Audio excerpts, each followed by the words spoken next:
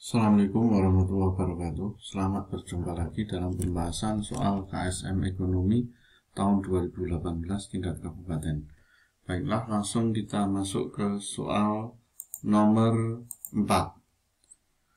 Pada tahun 2017, neraca perdagangan non-minyak gas Indonesia mengalami defisit terhadap neraca perdagangan negara Cina. Defisitnya sebesar 14,20 miliar dolar AS. Kemudian Thailand juga defisit 3,76 miliar dolar Amerika Serikat. Dan Australia defisit 3,10 miliar dolar Amerika Serikat.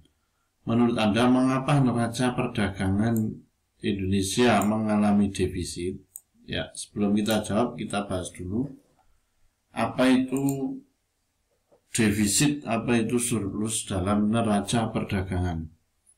Ya, defisit neraca perdagangan terjadi karena impor lebih besar daripada ekspor. Jadi kalau negara impornya lebih besar daripada ekspor, maka terjadi yang namanya defisit. Nah, jika suatu negara lebih banyak mengimpor atau membeli barang dari luar negeri daripada mengekspor atau menjual barang ke luar negeri, jadi impornya lebih banyak daripada ekspor, maka terjadilah defisit neraca perdagangan. Sehingga ini akan mengakibatkan banyak devisa yang keluar daripada devisa yang masuk.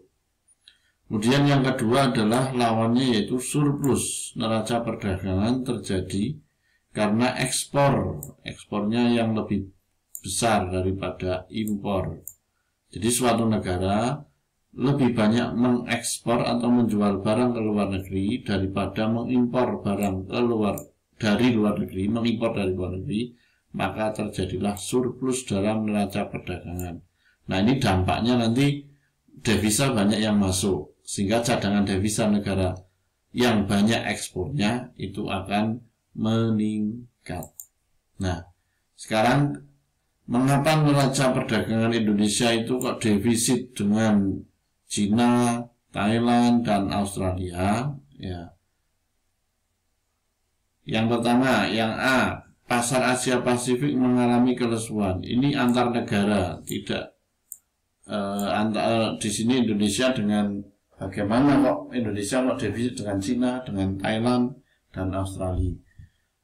Kemudian yang B, negara Cina dan Thailand, Australia lebih aktif melakukan investasi di Indonesia. Ya, kalau neraca perdagangan itu kaitan dengan ekspor dan impor. Kalau investasi ini neraca modal. Ya, ini bukan neraca perdagangan. Yang C, orang Indonesia lebih suka membeli barang buatan Cina, Thailand, dan Australia. Ini bisa memicu, tapi bukan dampak dalam neraca perdagangan. Itu dampaknya ya kaitan dengan ekspor sama impor, ya. Ini harus kaitan dengan ekspor impor, tidak hanya impor saja, tapi juga dibandingkan bagaimana ekspor dan impor suatu negara.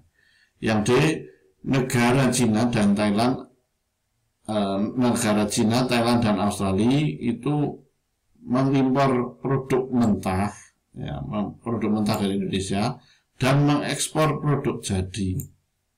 Ya, kenapa? Karena ketika mengimpor produk mentah, ya, Cina, Thailand, dan Australia ketika mengimpor produk mentah dari Indonesia, itu kan harganya masih murah. Datang ke tiga negara ini, Cina, Thailand, Australia. Setelah diolah di Cina, di Thailand, dan Australia, dijual lagi ke Indonesia. Ya, mereka mengekspor produk jadinya ke Indonesia. Tentunya ini harganya sudah lebih mahal. Sehingga ketika di sini terjadi impornya, Indonesia berarti kan mengimpor dari Cina, dari Thailand, dan dari Australia produk jadi. Produk jadi itu harganya lebih mahal. Sementara Indonesia hanya mengekspor produk mentah. Produk mentah itu lebih murah harganya daripada produk jadi. Nah, inilah yang menyebabkan terjadinya defisit karena Indonesia hanya mengekspor produk mentah, tapi kemudian mengimpor dari Cina, Thailand, dan Australia sudah produk jadi, sehingga harga yang dibayar lebih mahal. Karena lebih mahal berarti di sini impornya lebih tinggi daripada ekspornya yang dilakukan Indonesia, sehingga ini menjadikan defisit. Sehingga jawabannya adalah D.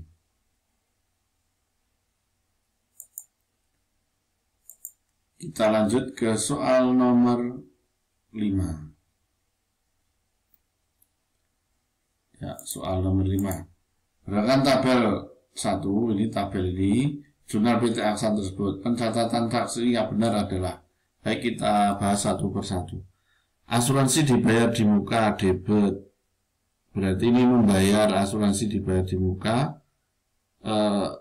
Beban sewa, ini berarti harusnya ini penyesuaian. Ketika membayar sewa ruangan 6 bulan, di sini debitnya asuransi saja sudah salah, ini harusnya sewa salah. Kemudian di sini harusnya adalah kas, tapi di sini malahan beban sewa, sehingga ini salah. Kemudian yang tanggal 9, pendapatan salon dan piutang salon. Ini mengirim faktur atas pekerjaan yang telah dikerjakan. Berarti ini sudah mengerjakan pekerjaan salon. Ini harusnya di sini ini pendapatannya bertambahnya sebelah kredit, ini bukan piutang, tapi ini harusnya pendapatan, ini ke sini, ini ke kredit dan ini ke debit. Piutangnya bertambah sebelah debit, pendapatan bertambah sebelah kredit, sehingga ini salah. Kemudian membeli peralatan secara kredit.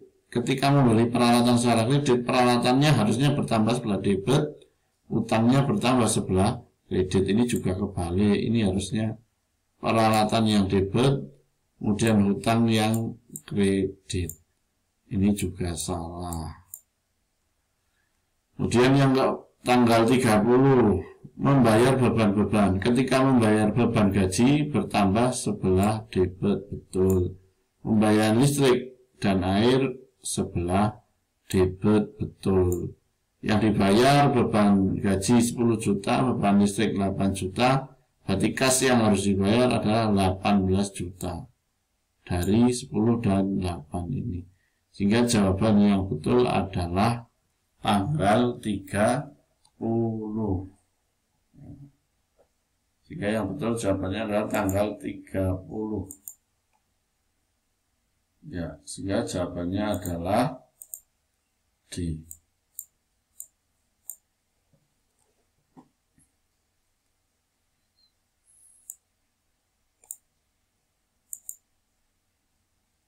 Lanjut kita ke soal nomor 6. Berdasarkan kondisi tersebut yang merupakan ciri dari pertumbuhan ekonomi. Kita bahas dulu perbedaan pertumbuhan dengan pembangunan ekonomi. Pertumbuhan, proses naiknya produk per kapita dalam jangka panjang. Berarti di sini kalau pertumbuhan itu lebih kepada produk per kapita. Kemudian pembangunan, proses perubahan yang terus-menerus untuk menuju perbaikan, meliputi usaha peningkatan produk per kapita, peningkatan. Ya. Kemudian yang kedua, tidak memperhatikan. Ini kalau pertumbuhan tidak memperhatikan pertumbuhan penduduk. Sedangkan pembangunan memperhatikan pertambahan penduduk. Ini diperhatikan. Karena produknya bertambah pun kalau pertambahan penduduk juga bertambah lebih besar, itu tidak ada artinya. Yang ketiga, tidak memperhatikan. Nah, ini tidak lagi, tidak memperhatikan pemerataan. Kalau pembangunan memperhatikan pemerataan. Yang keempat, belum tentu dapat meningkatkan taraf hidup. Belum tentu, karena hanya produknya saja tanpa melihat apakah penduduknya bertambah atau tidak. Kalau ini meningkatkan taraf hidup pertanian, taraf hidup masyarakat. Kemudian 5, pertumbuhan ekonomi belum tentu disertai pembangunan ekonomi. Kalau pembangunan ekonomi selalu dibarengi pertumbuhan ekonomi, karena pertumbuhan ekonomi itu bagian dari pembangunan ekonomi. Jadi pembangunan ekonomi lebih luas. Setiap input dapat menghasilkan output yang lebih banyak. Setiap input tentu menghasilkan output yang banyak. Di samping itu menghasilkan perubahan-perubahan kelembagaan. Ada perubahan struktur ekonomi.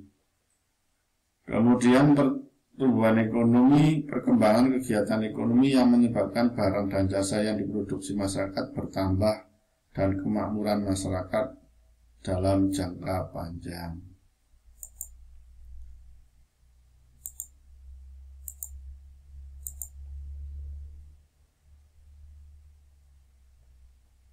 Kemudian pertumbuhan ekonomi proses kenaikan output per kapita dalam jangka panjang. Tekanannya pada 3 aspek, yaitu proses, output per kapita, dan jangka panjang.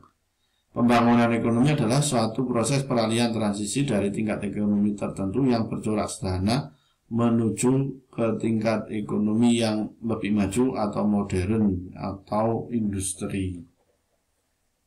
Ya. Sekarang kita bahas di sini.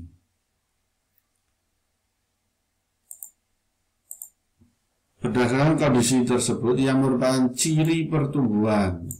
Nah, sebenarnya gampang sekali. Kalau ciri pertumbuhan di sini yang cari ada angka. Kalau pertumbuhan itu lebih bersifat kuantitatif, sedangkan pembangunan lebih ke kualitatif. Ya. Terjadi perubahan kenaikan pendapatan per kapita yang signifikan, yaitu sekitar 6%. Di sini ada kata 6%. Ini bersifat kuantitatif. Ini berarti pertumbuhan. Kondisi masyarakat sedang berangsur-angsur terjadi perubahan agraris menuju industri. Nah, ini ada perubahan struktur. Kalau perubahan struktur, maka ini pembangunan. Ini pembangunan. Yang ketiga, kenaikan pendapatan nasional negara tersebut menduduki urutan kedua. Nah, ini kedua, ini kan kuantitatif. Menurut hasil survei dari suatu lembaga survei internasional, berarti ini pertumbuhan. Peningkatan kemakmuran mulai dirasakan masyarakat karena kesenjangan antara si kaya miskin semakin kecil. Ini berarti pembangunan. Sehingga yang pertumbuhan adalah nomor 1 dan nomor 3.